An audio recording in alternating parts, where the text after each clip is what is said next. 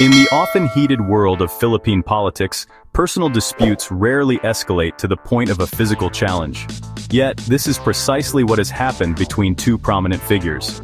Philippine National Police Chief General Nicolas Torre III and Davao City's acting mayor, Sebastian Baste Duterte. The younger Duterte, son of the controversial former President Rodrigo Duterte, has always been known for his candid and sometimes confrontational public persona. General Torre, on the other hand, represents the National Police Force, an institution built on order and discipline. Their worlds were destined to collide in a most unusual manner, capturing the nation's attention and sparking a debate that goes far beyond a simple disagreement. The origin of this simmering conflict can be traced back to a podcast.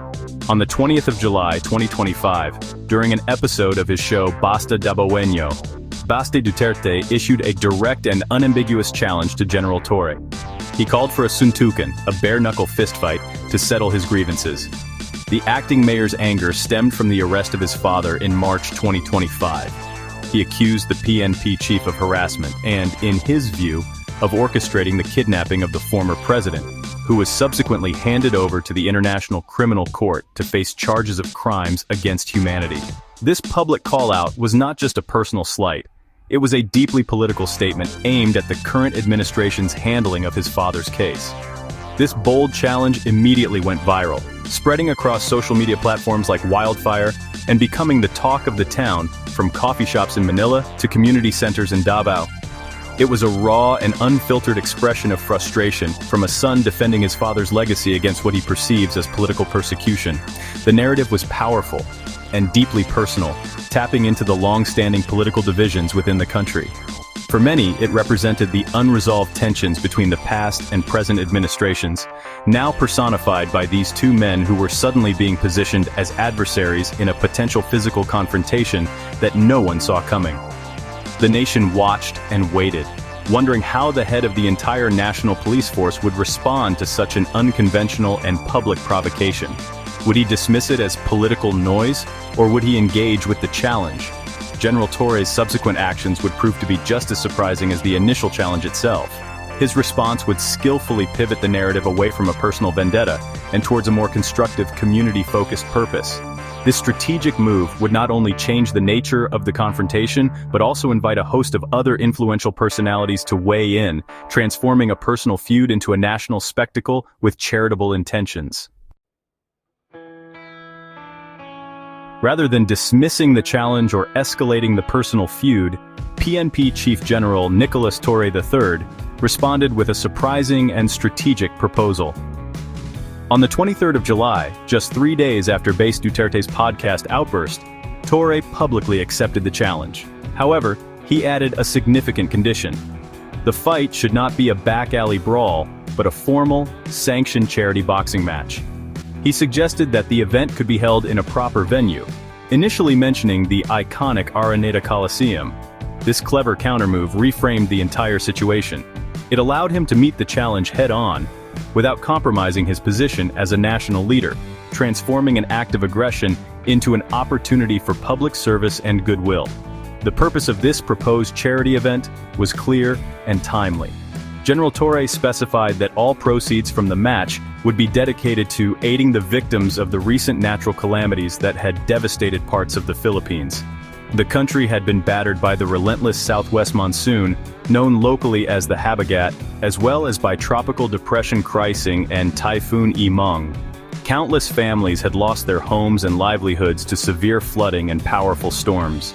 By channeling the energy of the public spectacle into a relief effort, Torre aimed to unite people for a common cause, turning a moment of political division into a potential source of hope and assistance for those in desperate need. To demonstrate his commitment and seriousness, General Torre did not just talk the talk. On the 24th of July, videos began to circulate showing him in full training mode at the PNP gym located in Camp Crame. The footage depicted the PNP chief, a man more often seen behind a desk or in formal attire, actively preparing for a physical bout. His training session was reportedly so intense that it was only interrupted by a direct call from President Ferdinand Bongbong Marcos Jr., who summoned him for a meeting to discuss the ongoing flood relief efforts, the very cause the fight was meant to support. This image of the dedicated public servant, balancing national duties with training, further solidified his position. Meanwhile, as news of Torre's acceptance and his charitable intentions spread, officials began making logistical preparations. It was announced that the Rizal Memorial Coliseum in Manila was being readied as a potential venue for the Showdown. This demonstrated that the PNP was taking the event seriously and moving forward with the necessary arrangements. The swift action to secure a venue and the visible training of the general sent a clear message to the public and to the Duterte camp. The ball was now in their court. The challenge had been accepted, but the terms had been elevated from a personal score settling to a noble, nation-building event for a charitable cause. As the plan for the charity match gained momentum, it attracted the attention of other influential figures, adding another layer of legitimacy and excitement to the proposed event. On the 24th of July, Senator Panfilo Ping Lacson, himself a former PNP chief, made a significant announcement. Citing a credible source, Lacson revealed that the CEO of a popular and luxurious resort casino hotel had offered to host the fight. This CEO, described as a well-known philanthropist, was reportedly willing to provide the hotel's grand ballroom as the venue, free of charge. This offer immediately elevated the potential scale and glamour of the event, suggesting a high-profile spectacle that could attract significant donations. The involvement of a major casino resort also underscored the event's potential for massive fundraising. A venue of this caliber would not only provide a professional setting, but could also draw in high-net-worth individuals and corporate sponsors, maximizing the proceeds for the intended beneficiaries. The offer transformed the vision of the fight from a simple sporting event in a coliseum to a premier charity gala, complete with the glitz and media attention that such a location commands. It was a testament to how the idea had captured the public imagination, with the business community seeing a unique opportunity to contribute to a worthy cause while being part of a widely publicized national event. Senator Lacson did not stop at simply relaying the offer. He put his money where his mouth is, publicly pledging his own support to bolster the fundraising efforts.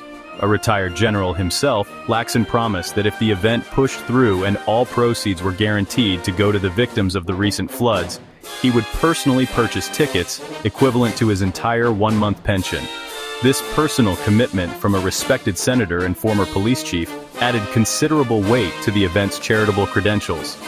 It served as a powerful endorsement, encouraging other public officials and private citizens to follow suit and contribute to the cause in their own ways. The public's reaction to these developments has been overwhelmingly positive, with many citizens expressing their support for the charity aspect of the fight. On social media and in public forums, Filipinos from all walks of life have praised the initiative to turn a political spat into a humanitarian effort. The idea of two powerful figures settling their differences in the ring for a good cause has resonated deeply, offering a welcome distraction from the usual political bickering. This groundswell of support, combined with the backing of prominent figures like Senator Lacson and the business community, has created a powerful momentum that makes the event seem not just possible, but increasingly probable.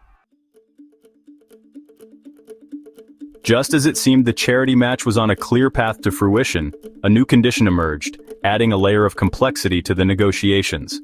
On the 24th of July, Baste Duterte took to his Facebook page to lay out his own terms for agreeing to the fight. His demand was not related to the boxing rules or the venue, but was instead a direct political challenge aimed at the highest levels of government. He insisted that before he would step into the ring with General Torre, President Ferdinand Marcos Jr. must publicly issue an executive order requiring all elected officials in the country to undergo a mandatory hair follicle drug test. This demand immediately reignited the political undertones of the original challenge. The issue of drug testing for public officials has long been a contentious topic in the Philippines, closely associated with the controversial war on drugs championed by his father's administration. By linking the fight to this specific policy, Baste Duterte shifted the focus back to his family's political platform and placed a significant hurdle in the path of the charity event. This condition was seen by many as a calculated move to put the current administration in a difficult position, forcing them to either comply with a controversial demand or be seen as the reason the charity match did not happen. As of today, the 25th of July, 2025, the situation remains in a state of flux. While the goodwill and logistical support for a charity event are firmly in place, Baste Duterte's new condition has created a stalemate. No final date or venue has been confirmed as all parties await the response from the national government and the organizers. The public, who had been eagerly anticipating the fight, is now left watching a political chess match unfold. The question on everyone's mind is whether a compromise can be reached, or if this politically charged demand will prove to be an insurmountable obstacle for the well-intentioned fundraiser. Ultimately, the fate of the Torre versus Baste charity boxing showdown hangs in the balance. If the political hurdles can be overcome, the event has the potential to raise a substantial amount of money for Filipinos in dire need of help. It could serve as a powerful example of how even the most bitter adversaries can set aside their differences for the greater good. However, if the standoff continues, it risks becoming another footnote in the long history of political theater. For now, the nation waits to see whether the ringing of the bell will signal the start of a boxing match, or simply the end of a fascinating but ultimately unfulfilled public proposal.